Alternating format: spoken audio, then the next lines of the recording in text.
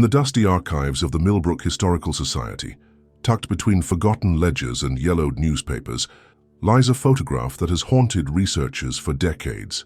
The image, taken on a crisp October morning in 1932, shows 37 students and 3 teachers standing in perfect rows outside Millbrook Elementary School. The building behind them is modest, constructed of red brick with tall windows that reflect the autumn sky. Each child stands motionless, their expressions frozen in time, unaware that this single moment would become the center of one of the most perplexing mysteries in American history. At first glance, it appears to be nothing more than a typical school photograph from the Great Depression era. The children wear their finest clothes, some patched and mended with loving care, others clearly hand-me-downs passed between siblings. Their faces reflect the hardship of the times, yet there's an innocence in their eyes that speaks to simpler days when a photograph was a rare and precious thing. The girls wear simple dresses with white collars, their hair neatly braided or pinned. The boys stand in wool pants and suspenders, their shoes polished to a shine despite the obvious wear. But Dr. Margaret Chen, a digital archivist specializing in Depression-era documentation, noticed something that would change everything she thought she knew about time, reality, and the impossible. In her small office on the 3rd floor of the Historical Society building, surrounded by computer monitors and scanning equipment, she had been methodically digitizing the photograph collection when this particular image caught her attention in a way she couldn't initially explain. The 3rd row, second from the left, a boy with dark hair and piercing eyes that seemed to stare directly through the camera lens and into her soul. He wore a wool sweater that seemed too large for his small frame, the sleeves hanging past his wrists in the way that suggested either poverty or a mother's hopeful expectation that her son would grow into it. His name, according to the faded inscription on the back, written in careful cursive script, was Thomas Mitchell, age 11. Height 4 feet 6 inches, the son of Robert and Mary Mitchell, who operated a small general store on Main Street. What made Thomas unique wasn't just his haunting stare into the camera, or even the way he seemed somehow separate from the other children despite standing among them. What made Thomas Mitchell extraordinary was what happened to him just 3 weeks after this photograph was taken on a cold November morning when the first snow of winter began to fall. Thomas Mitchell vanished without a trace on November 15, 1932. He had left for school that morning at his usual time, walking the familiar route along Elm Street and past the old Presbyterian church.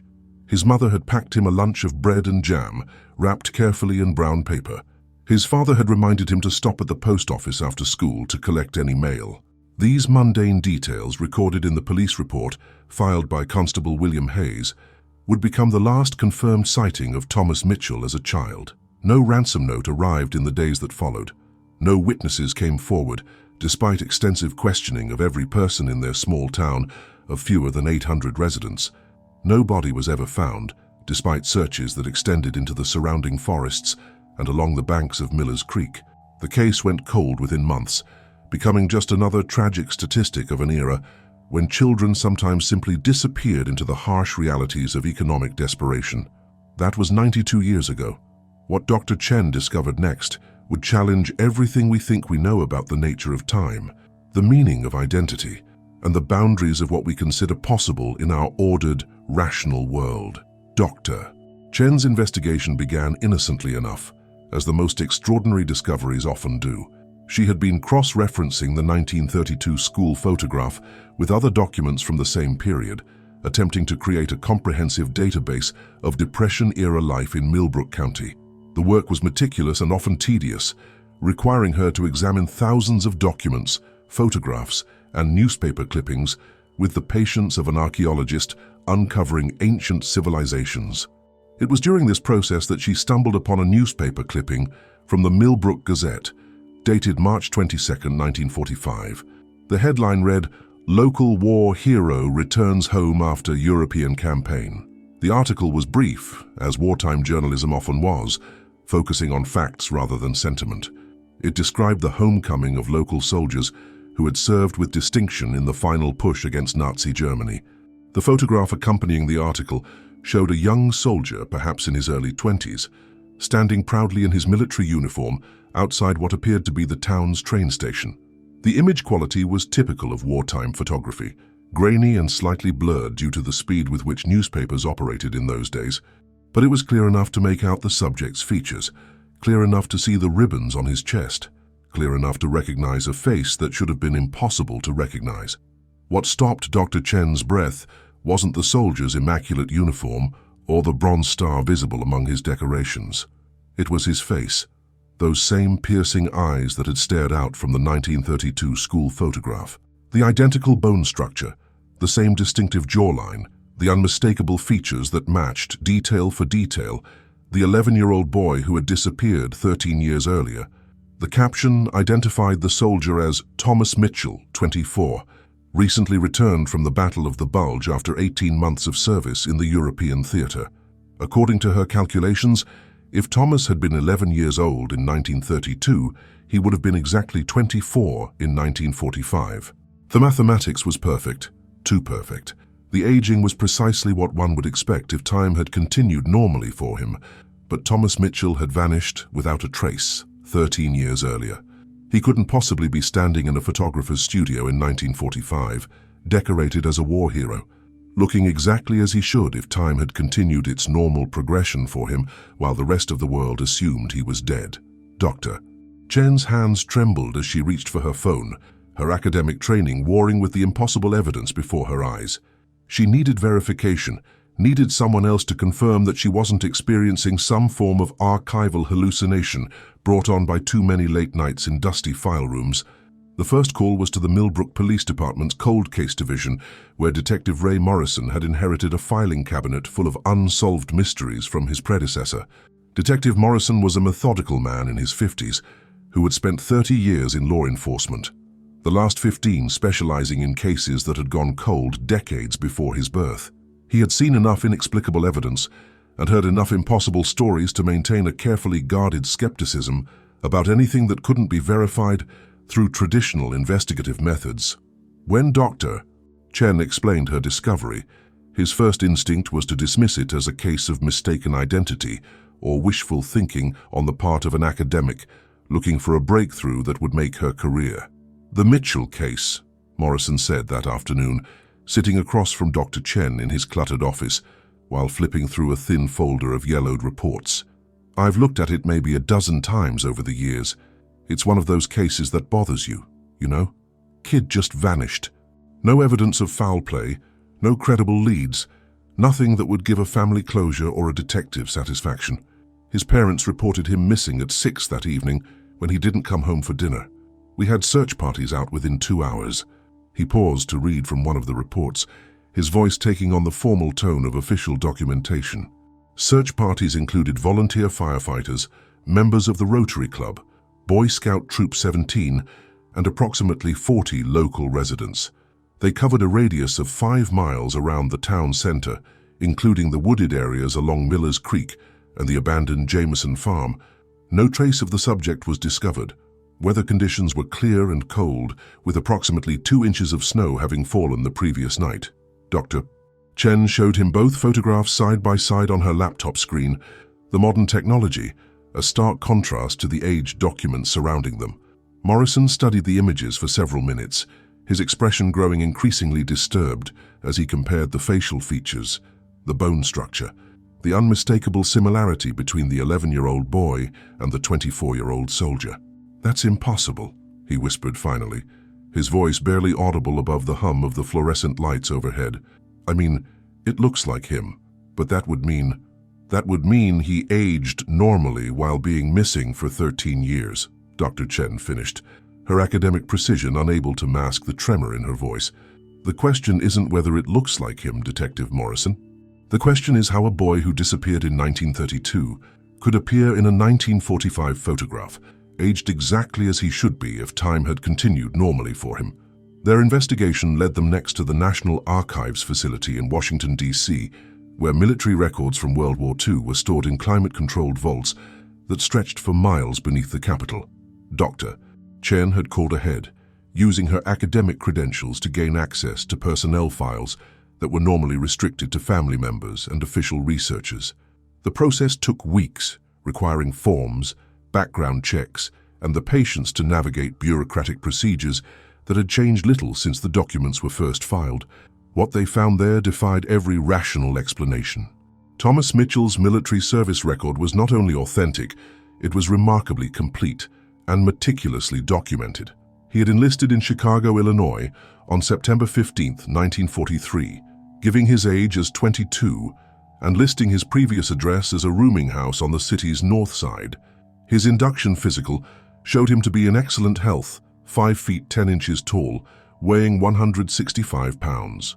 The examining physician had noted unusual maturity for stated age and evidence of extensive outdoor experience. His service record was equally thorough and distinguished. After basic training at Fort Benning, Georgia, he had been assigned to the 101st Airborne Division and shipped to England in May 1944. He had participated in the D-Day invasion, earning a Purple Heart for wounds sustained during the assault on Omaha Beach. He had fought in the Battle of the Bulge, where his actions in rescuing wounded comrades under enemy fire had earned him the Bronze Star. His commanding officers consistently rated him as an exemplary soldier, noting his unusual ability to anticipate enemy movements and his almost supernatural awareness of dangerous situations. But according to the documents, Thomas Mitchell had been born in 1921, not 1920, as the Millbrook School records indicated. More disturbing still, his birthplace was listed as Chicago, Illinois, not the small town where he had supposedly grown up and attended elementary school. His listed emergency contact was not Robert and Mary Mitchell of Millbrook, but a Mrs. Elena Kowalski of Chicago, described as his landlady and the closest thing to family he claimed to have. "It's like there were two Thomas Mitchells," Dr. Chen confided to Detective Morrison during one of their late-night research sessions in the Historical Society's reading room. They had spread dozens of documents across the long oak table, creating a timeline that seemed to exist in two parallel realities. The boy who disappeared from Millbrook in 1932 and the man who appeared in Chicago in 1943 with no verifiable history before his enlistment. The breakthrough came when Dr. Chen decided to employ advanced digital restoration techniques on the original 1932 school photograph. Working with specialized software used by forensic laboratories, she began to isolate and enhance Thomas's image, adjusting contrast and sharpness to reveal details that had been invisible to the naked eye for 92 years. The process was painstaking, requiring hours of meticulous work to separate the layers of age and deterioration that had accumulated on the photograph's surface. As the image slowly resolved into crystal clarity, something extraordinary became visible. Behind Thomas, barely perceptible in the original photograph, was a shadow that didn't correspond to his position relative to the sun. The shadow was longer, indicating someone much taller than an 11-year-old boy. More disturbing still, when she applied different spectral filters to the image, she could make out what appeared to be a faint double exposure, a second, older face superimposed over the child's features like a ghost inhabiting the same space. The adult face in the double exposure was unmistakably that of the soldier in the 1945 photograph. Not similar, not reminiscent, but identical in every measurable detail. It was as if two versions of Thomas Mitchell had existed in the same moment, the child visible to the camera and the witnesses, the adult somehow present but unseen, casting a shadow that belonged to a different time entirely. It was then that the dreams began, and Dr. Chen's rational academic world began to fracture in ways that would change her understanding of reality forever. The dreams always started the same way. Dr. Chen found herself standing in the courtyard of Millbrook Elementary School, but not as it existed in the present day, with its modern additions and renovated facade. This was the school as it had appeared in 1932, complete in every architectural detail down to the original window frames and the wooden steps leading to the main entrance. The air carried the scent of autumn leaves and coal smoke from the heating system, and she could hear the distant sound of children's voices echoing from within the building. In these dreams, she wasn't alone. The courtyard was filled with children from different eras, as if decades of students had been compressed into a single moment. She recognized some faces from the 1932 photograph, but others wore clothing from the 1940s, 1950s, and beyond. They moved like figures in an old film, slightly too fast and somehow disconnected from the normal flow of time, and always at the edge of her vision stood Thomas Mitchell.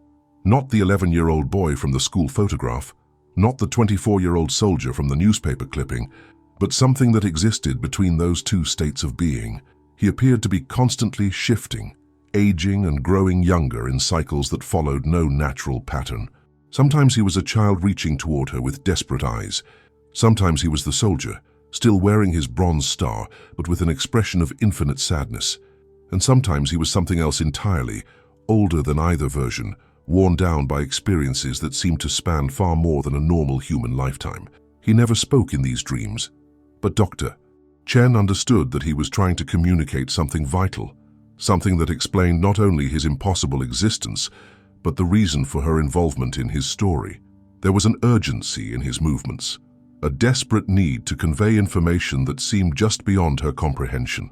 She would wake from these dreams with tears on her cheeks, and the absolute certainty that Thomas Mitchell was somehow aware of her investigation, that he was reaching across time to guide her toward a truth too complex for normal human understanding. The revelation came from the most unexpected source imaginable. While digitizing another batch of photographs from the Historical Society's collection, Dr. Chen discovered a group portrait that should not have existed. It was a reunion photograph taken in 1955, showing the surviving members of Millbrook Elementary's class of 1932 as they gathered to commemorate their shared childhood 23 years after graduation. Most of the original students were there, now adults in their 30s with families and careers of their own. They stood in the same courtyard where their childhood photograph had been taken, attempting to recreate their original positions with the bittersweet nostalgia of people trying to recapture innocence they could never truly recover. The women wore the fashionable dresses of the mid-1950s, their hair styled in the perfect waves that defined the era. The men stood in their best suits, many of them veterans of the war that had defined their generation. But there in the third row, second from the left, stood a man who should not have been there and could not possibly exist. Thomas Mitchell. Not aged to 34 as he should have been if he had lived normally from childhood to 1955, but appearing exactly as he had in the 1945 military photograph.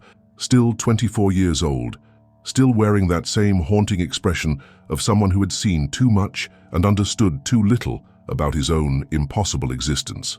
He stood slightly apart from the other reunion attendees, as if he existed in the same space but not quite the same time. The accompanying article in the Millbrook Gazette mentioned Thomas's unexpected appearance with the sort of careful understatement that characterized small-town journalism when faced with events that defied explanation. Thomas Mitchell surprised longtime residents by attending the reunion, having been presumed deceased since his unexplained disappearance as a child in 1932, the reporter wrote. When questioned about his absence from the community, Mitchell declined to provide specific details, saying only that he had been away on important business that required his full attention. The article went on to note that several attendees had attempted to engage Mitchell in conversation about his experiences during the war years, as many of them were veterans themselves who had served in the European theater.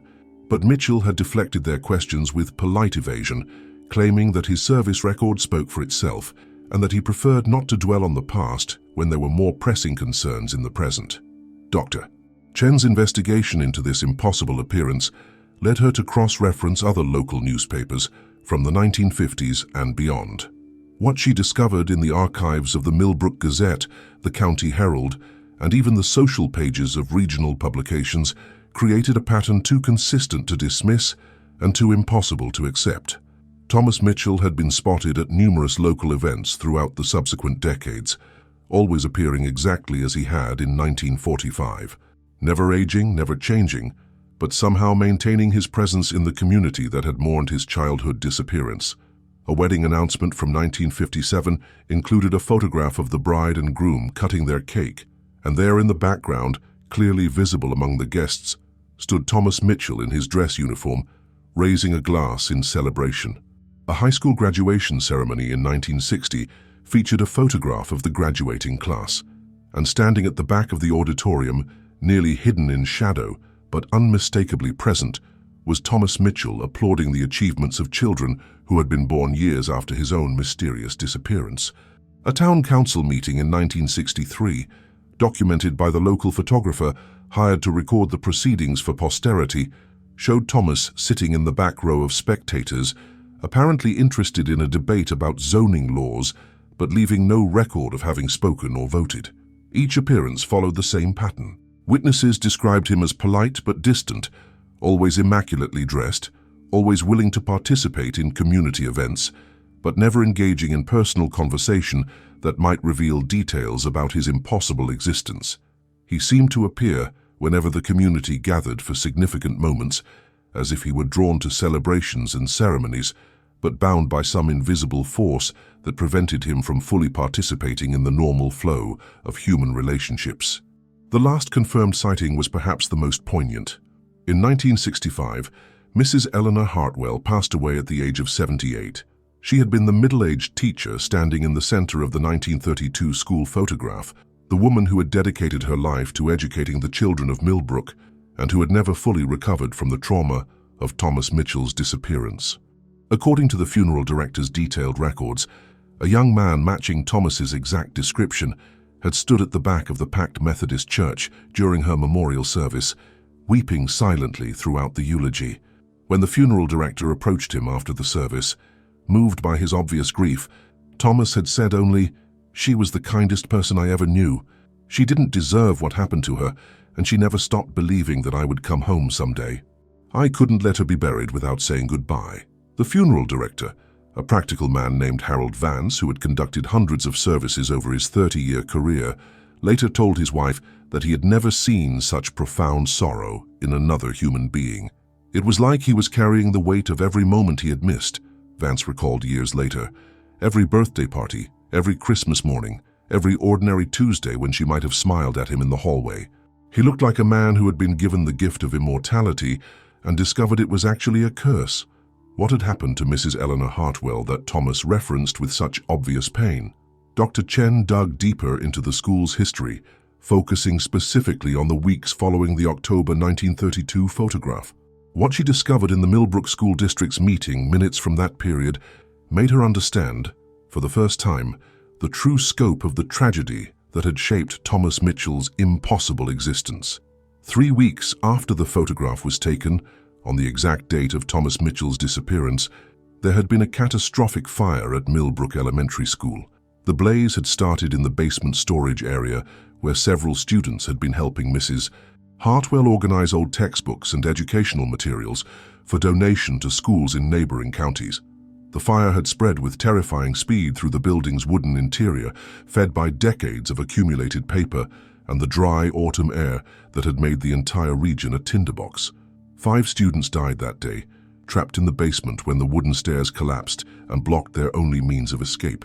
Their names were recorded in the official incident report: Mary Catherine O'Brien, age 10, James William Foster, age 12, Sarah Elizabeth Montgomery, age 9, David Andrew Thompson, age 11, and most heartbreaking of all, little Susan Marie Mitchell, age 8, Thomas's younger sister, who had been in the basement only because she had insisted on helping her older brother's beloved teacher with her volunteer work. Mrs. Hartwell survived the fire, but only barely. She had sustained severe burns over 40% of her body while attempting to reach the trapped children, and she carried the physical and emotional scars for the rest of her life.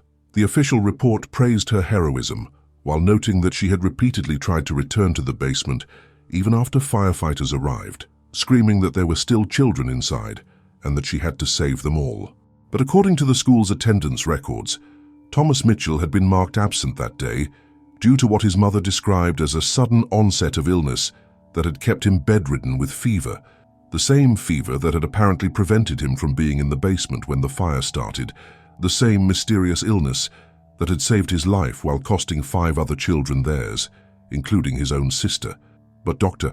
Chen found something else in those records, something that changed her understanding of the entire mystery. Hidden in the margins of the fire department's incident report, written in Mrs. Hartwell's distinctive handwriting, was a note that had been overlooked by investigators for over 90 years.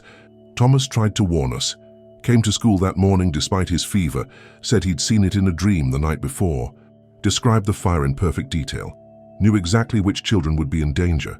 We should have listened to him. We should have believed that a child could see the future. God forgive us. We sent him home to rest instead of heeding his warning. The final piece of the puzzle came from Mrs. Hartwell's personal effects, discovered in her estate papers when Dr. Chen gained access to them through the teacher's great-niece, who still lived in the county.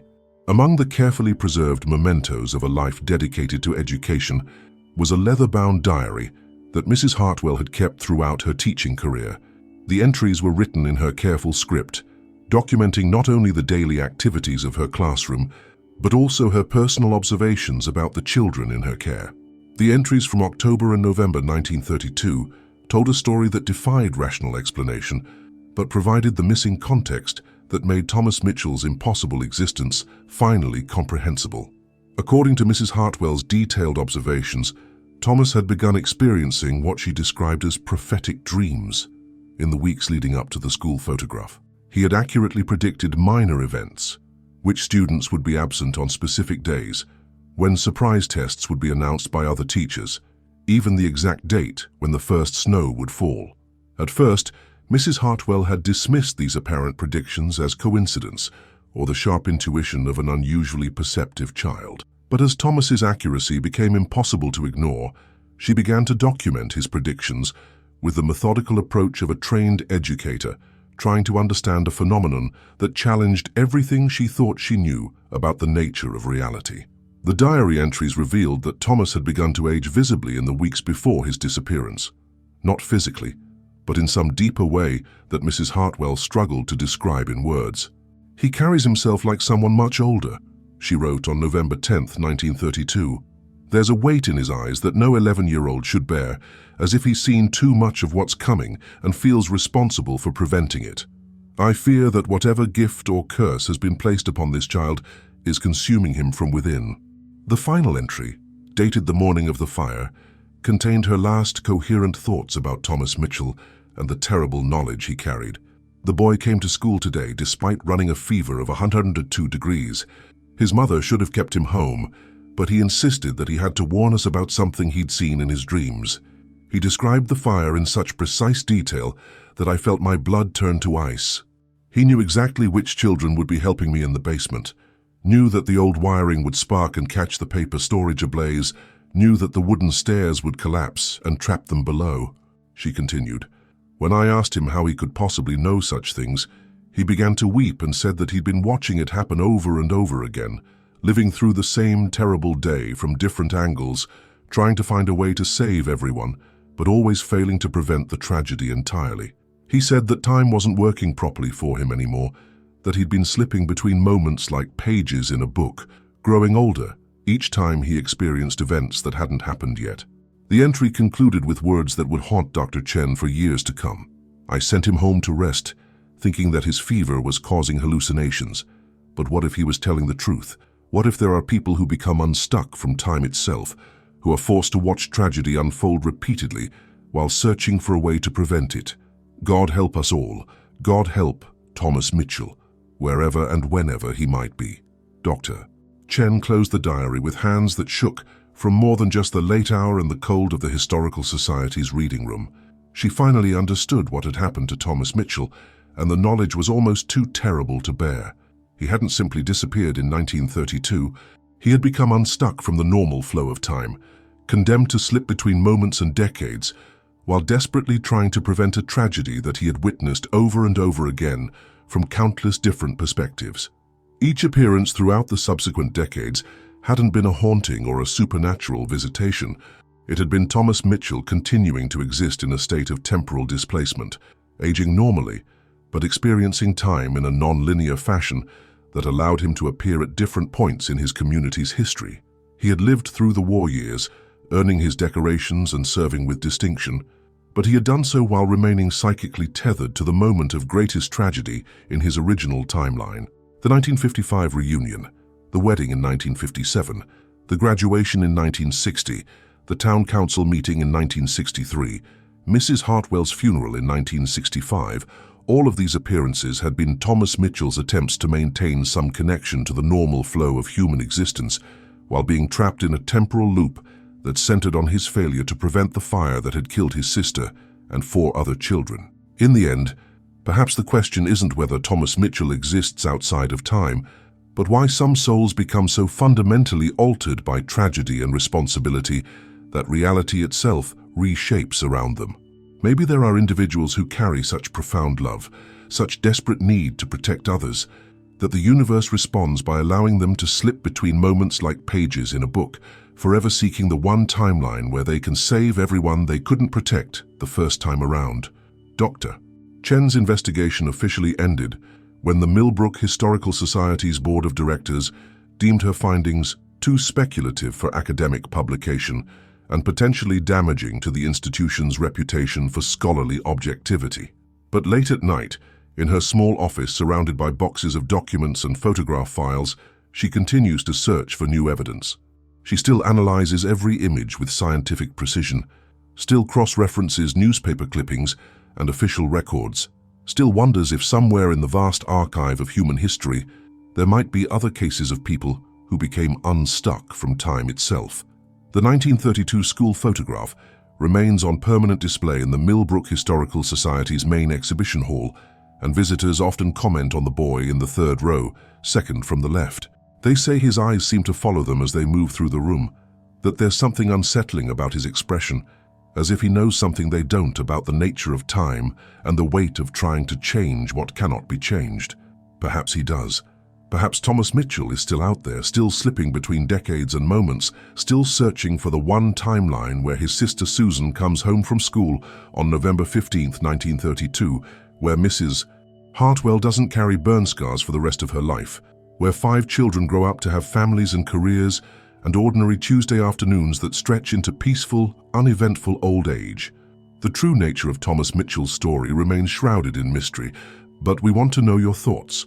Use the comment section below and tell us what you believe happened to the boy who disappeared from time itself. If you're fascinated by unraveling the secrets behind history's darkest mysteries, subscribe to our channel and hit the notification bell, because there are many more enigmas waiting to be uncovered, hidden in the shadows of the past, waiting for someone brave enough to bring them into the light.